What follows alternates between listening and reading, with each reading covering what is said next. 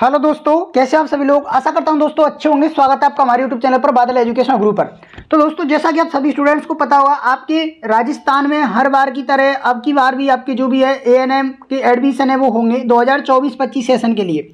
तो उसमें आपकी जो सीटों का क्राइटेरिया है वो किस तरह से जाए, वो उसके बारे में यहाँ पर संपूर्ण आपको जानकारी देंगे और फॉर्म कब तक आएंगे ये भी आपको बताएंगे। और दोस्तों, आप हमारे YouTube चैनल पर अगर नए हो तो YouTube चैनल को जरूर सब्सक्राइब कर लें और बेल आइकन को प्रेस कर लें ताकि आने वाला हर एक आगामी नोटिफिकेशन आपके पास पहुंचे और पहुंचता रहे इन फ्यूचर। अभी आपका अक्टूबर चल रहा है, अक्टूबर का आधा जो है महीना निकल चुका है, 15 तारीख आज हो चुकी है, 15 दिन इसमें बाकी हैं अभी। उसके बाद में नवंबर तक आपके जो फॉर्म है वो आएंगे। तो कहने का मतलब यह है कि नवंबर आपका लास्ट भी हो सकता है और यहाँ पर मिड भी हो सकता है। तो कहने का मतलब यह है कि अभी आपके पास में जो है यहाँ पर 40 और 45 दिन का भी समय है, ठीक है ना। अब यहाँ पर बात करते हैं कि आपका जो सीटों का क्राइटेरिया है वो किस प्रकार रहता है, किस प्रकार नहीं रहता है। काफ़ी यहाँ पर पहली बात इसमें आपको बता दें कि जो एएनएम जो करती है उसके लिए यहाँ पर एएनएम के लिए only for girls he apply कर सकती हैं। तो यहाँ पर आप क्राइटेरिया बताते हैं किस तरीके से रहता है, किस तरीके से नहीं रहता है। तो यहाँ पर सभी विद्यार्थियों को बता रहे हैं कि एएनएम में लड़कियाँ यहाँ पर पार्टिसिपेट करती हैं, तो उसके लिए यहाँ पर बताते हैं कि किस तरह से जो सीटें हैं वो फिक्स की है ये गवर्नमेंट सरकार के द्वारा, ठीक है ना। यानी राज्य स्वास्थ्य के द्वारा जो सीटों का क्राइटेरिया वो किस प्रकार से, पहले वो देख लीजिए।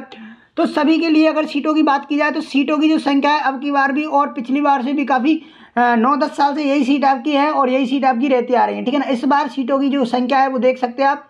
महिला स्वास्थ्य कार्यकर्ता प्रशिक्षण केंद्रों पर यहाँ पर आवंटित सीटों की स्थिति, कहने का मतलब यह है कि करंट में जो स्थिति है वो है आपकी, देख सकते हो सीटें। मुख्य चिकित्सा एवं स्वास्थ्य अधिकारी कॉलेज का जो है नाम है, यहाँ पर सेंटर का जो है केंद्र वहाँ का नाम है। अब यहाँ पर बात करते हैं जिले का नाम, कौन से जिले में कॉलेज सिचुएटेड है, तो उसका नाम है अजमेर। अजमेर में यहाँ पर बात करें 60 सीट। उसके बाद में बात करते हैं भीलवाड़ा में 45 सीटों पर एडमिशन दिया जाता है, टोंक में 45 सीटों पर एडमिशन दिया जाता है, नागौर में 60 सीटों पर, नागौर में 45 पर और बीकानेर में 60 सीट पर, चूरू में 45 सीट पर। उसके बाद में बात करते हैं गंगानगर में 45 सीट, हनुमानगढ़ में 45 सीट, भरतपुर में 60 सीट, ठीक है ना। 45 सीट है आपकी धौलपुर करौली के अंदर 45, सवाई माधोपुर के अंदर 45, जयपुर में जो है आपका एसएमएस जो कॉलेज है उसमें भी आपकी 60 सीटें हैं। अलवर, दौसा, सीकर, झुंझुनू इसमें आपकी हैं 45 सीट।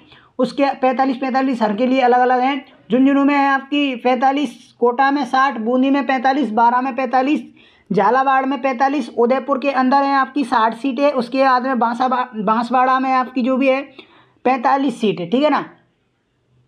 चित्तौड़गढ़ में आपकी 45 सीट, राजसमंद में 45, डूंगरपुर में 45, जोधपुर में है 60, बाड़मेर में 45, जैसलमेर में 45, सिरोही, पाली एंड प्रतापगढ़ में है 45। उसके बाद में केकड़ी लास्ट जो है आपका जिला, उसमें है आपकी यहाँ पर 60 सीट।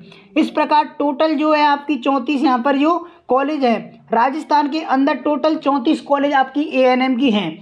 अब यहाँ पर बात करते हैं टोटल 34 कॉलेज हैं तो उनमें यहाँ पर सीटों की संख्याओं के बारे में बात कर लेते हैं। सीटों की जो संख्या है वो है आपकी 1600 संख्या है। अब यहाँ पर बहुत बड़ी अपॉर्चुनिटी ये है लड़कियों के लिए कि ये 60 सीटें हैं, ये ओनली लड़कियों के लिए है। यहाँ पर इनमें लड़कों का कोई इन्वॉल्वमेंट नहीं है, कोई यहाँ पर भागीदारी इसमें लड़कों की नहीं है।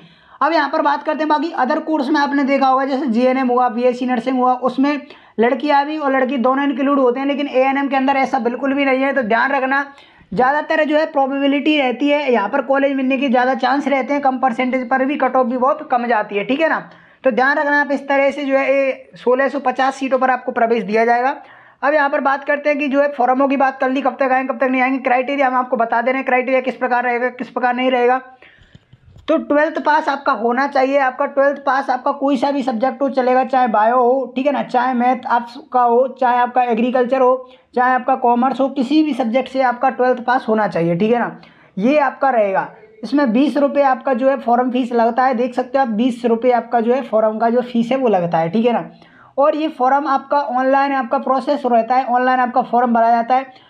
फॉर्म का माध्यम ये रहता है यहाँ से भरने का, देख सकते हो आप। जो भी विद्यार्थी महिला स्वास्थ्य कार्यकर्ता प्रशिक्षण पाठ्यक्रम यहाँ पर सत्र 2023-24 का है, लेकिन यहाँ पर 24-25 लिखा जाएगा इस बार, ठीक है ना। तो इस तरह का जो है आपका यहाँ पर फोटो लगेगा। फोटो के बाद में यहाँ पर आप देख सकते हो बोर्ड का नाम आएगा, यहाँ पर उत्तीर्ण वर्ष आएगा, कौन से वर्ष में आपने उत्तीर्ण किया था, ठीक है ना। रोल नंबर, यहाँ पर पूर्णांक प्राप्तांक कितने किए थे आपने, कितने का पूर्णांक था, ठीक है ना। और यहाँ पर कितना प्रतिशत आपका बना था, कौन सी आपकी जो है कैटेगरी है, अनुसूचित जनजाति है कि जो भी है, पिछड़ा वर्ग, टीएसपी, रियासी हो, एमबीसी, जो भी कैटेगरी है वहाँ पर आपको मेंशन करना होगा। उसके बाद में आपका जाति प्रमाण पत्र है तो लगाना होगा, ठीक है ना। अगर आप चतुर्थ श्रेणी के कर्मचारी हो तो आपको यहाँ और नो कोई ऑप्शन आएंगे, तो ये बाद का प्रोसीजर है, ये हम आपको बता देंगे बाद में, ठीक है ना। तो ये सारा का सारा जो प्रोसेस है वो हम आपको बता देंगे जब फॉर्म आएंगे, लेकिन यहाँ पर जो सीटों की संख्या है वो हमने आपको बताई है, समझ में आपके आ गया होगा।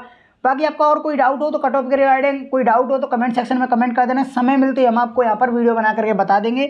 और जो भी आपकी क्वेरीज हो आप कमेंट बॉक्स में कमेंट कर सकते हो। बाकी मिलते हैं नेक्स्ट वीडियो में, जब तक के लिए धन्यवाद, thanks for watching, take care.